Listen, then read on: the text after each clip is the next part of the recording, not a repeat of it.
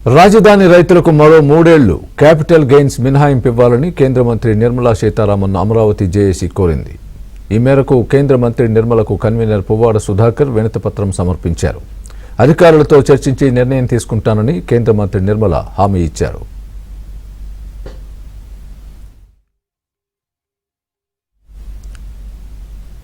అటు ఇదే అంశాన్ని కేంద్ర మంత్రి నిర్మలా సీతారామన్ ముందు సీఎం చంద్రబాబు కూడా ప్రస్తావించారు. ఇంత మునుపు కూడా క్యాపిటల్ గెయిన్స్ వాళ్ళకందరికి కూడా ఎగ్జంప్షన్ ఇచ్చారు, ఒక టైం పెట్టి ఇచ్చారు. కానీ 5 సంవత్సరాలు విధ్వంసం వల్ల వాళ్ళు ఏమీ చేసుకోలేకపోయారు.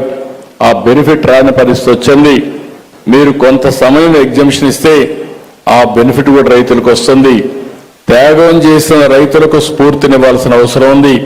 దానికి కూడా సహకరించవలసిందిగా మరొక్కసారి కోరుకుంటూ, ఈరోజు ఈ సభ చూసిన తర్వాత నాకు ఒక నమ్మకం వచ్చింది. అమరావతి వేగం పుంజుకునింది.